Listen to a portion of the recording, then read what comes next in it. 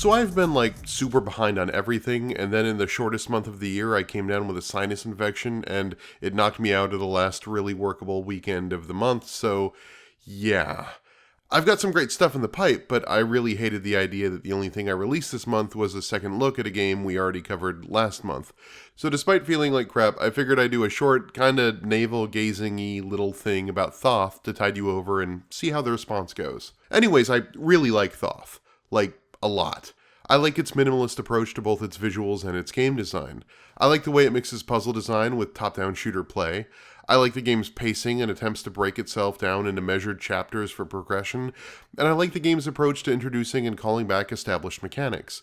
There's a lot of great little game design ideas in Thoth, but Thoth is also the sort of game that's hard to cover on this channel. I've covered mechanical-focused games before, Entwined and Quake and Devil Daggers and the like, but normally there's at least a thread of thematic tissue to cling to. Entwined had the whole love story angle, Quake had its place in the pantheon of id games and its dreary Nine Inch Nails take on the occult, and Devil Daggers echoed games from 20 years prior while exploring Lovecraftian madness as a gameplay hook. But Thoth sits in this category of mechanic-focused games that doesn't really have any thematic or subtextual content to speak of.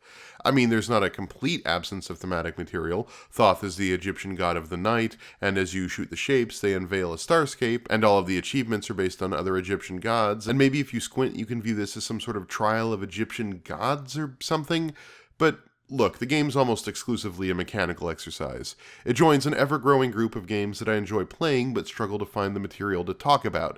Your geometry wars and waves, your thumpers and audio surfs, your N++s and Road to Valhallas.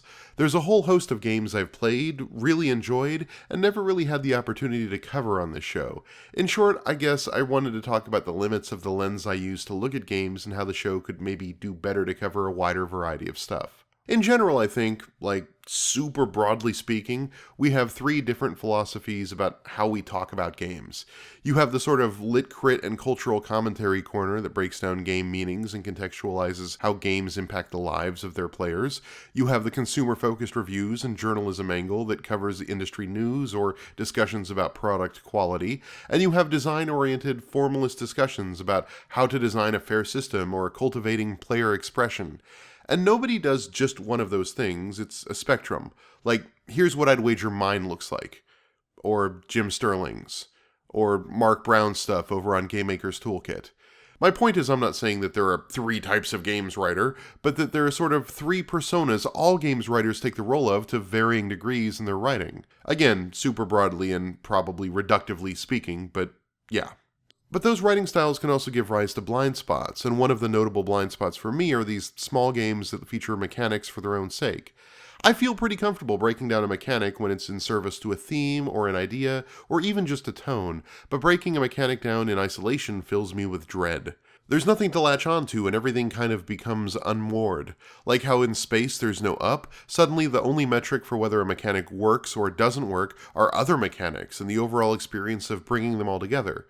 Suddenly I find the only writing I can do on these sorts of games is either, is it fun, which feels an awful lot like consumery advice stuff that I'm not as comfortable writing in, or is it mechanically sound, which I'm kind of comfortable with, but that can often come across as dry breakdowns of game systems without a lot of humanity, and that's something I'd like to try to work on. And so, Thoth. Like I said, I really dig its pacing. The game consists of 64 single-screen levels broken down into segments that consist of 4 levels each. These segments seem to be beaten in a single run. If you die at any point during the segment, you're sent back to the beginning of the segment to complete it. Each segment explores a specific mechanical idea that's introduced simply in the first level of the segment, but gets reinvented and remixed in the subsequent 3 levels, often bringing mechanics back from previous segments. By mixing and matching the current segment's theme against other ideas the game has previously explored, Thoth manages to build challenges on top of one another as you progress. It's not quite the Witness's approach of developing a language that you learn, but more like how the original Doom kept things interesting by varying monster selection with each level. You're never facing the same combination of challenges twice. Some levels focus on movement, others on timing, others on patience, and others on rewarding outright aggression. Figuring out what tactic to use and how to use it is really where a lot of the puzzle-solving aspects come into Thoth.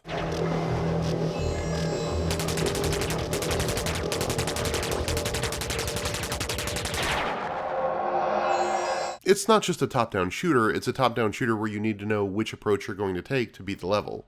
The main game of 64 levels can be beaten in about an hour once you know what to do, but the length of the game feels about right. Really, it feels like a prologue to the procedurally generated level challenges.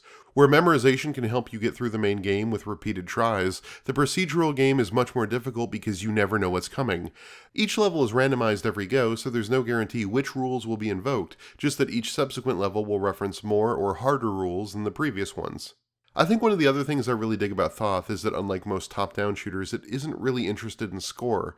There's no score multipliers to pick up or accuracy percentages or kill counts to track. There's just the achievement of beating each collection of levels, whether it's part of the main game's 64 screens or the procedural levels generated after the fact. It makes the game accessible in a way that I think a lot of other shooters aren't. You don't have to be the best or even try to be the best. You just have to be better than the game itself. And that's probably anathema to hardcore shooter fans looking for scoreboards and bragging rights, but as someone with a more casual interest in the genre, it helped push me through the game. Thoth isn't hard, but it isn't interested in being so. It just wants you to enjoy its various attempts to remix core top-down shooter mechanics with vaguely puzzly aspects. And I can dig that.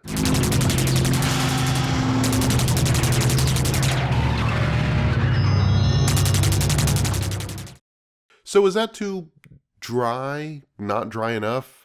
Too consumer advice-y? I'm really genuinely curious. I'd love to talk about more mechanically minded games from time to time, but I do find it difficult to find the words to do so, both in selection and in quantity. Knowing what words to use and how to use them can help make a game come alive, so to speak, and that can only happen with practice. Anyway, sorry for the sicky, nasally video. I'm going to get back to work on the bigger projects. I've got a Night in the Woods script that's coming along, and I've got that 0451 thing that's still simmering in the background, so here's to a more productive March than February has allowed me to be. Catch you later.